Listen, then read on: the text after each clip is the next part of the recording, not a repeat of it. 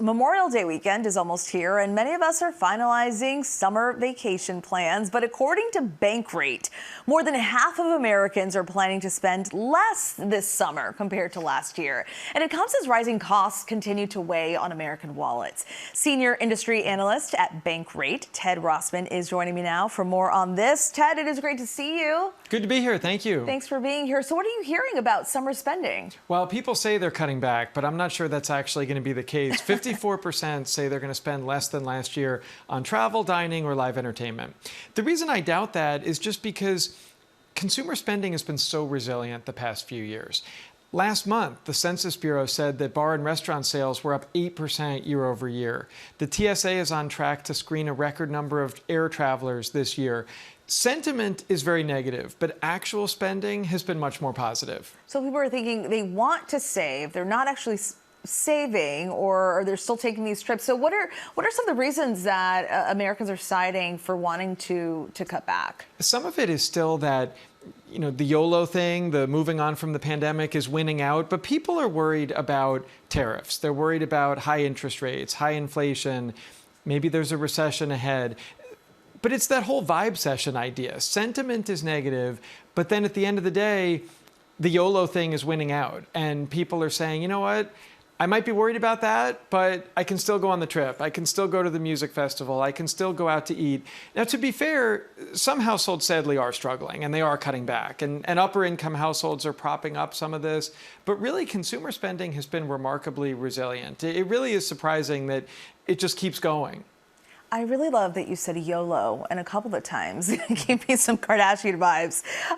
But you're right. It's that want, that need to just go out there and do it. But at the same time, you do want to save some money. Would you say that age and income are playing a factor in this forecast and this trend that you're seeing? They are. Lower income households are more likely to cut back, which makes sense. Older people are more likely to cut back. Now, what's kind of odd is that younger people are the ones splurging. They often have lower incomes. So some of this is a little bit at odds. There's a lot of conflicting data in the economy right now.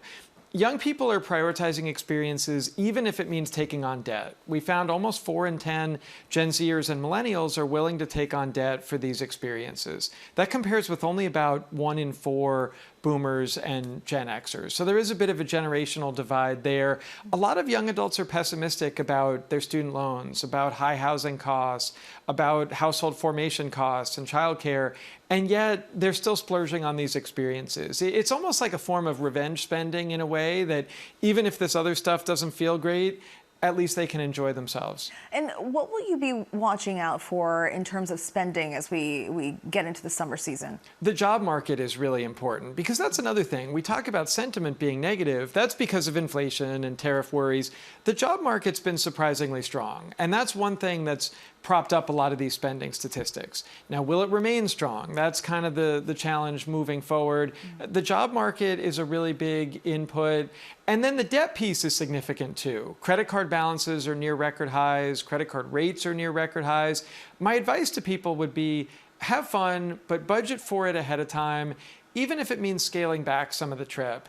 Try to avoid debt. Maybe you drive instead of fly, or you go in the off season, or you fly midweek instead of on the weekend. There are some things you can do to cut corners and have fun on a budget without the overhang of 20% credit card rates. Yeah, that's some really good advice. Take a local trip. Just drive somewhere nearby and take that time off to decompress. No need to travel to Europe or somewhere that's going to cost a whole lot more. Thank you so much for your time. Really appreciate it. Senior industry analyst at Bankrate, Ted Rossman. Thank you. Thank you.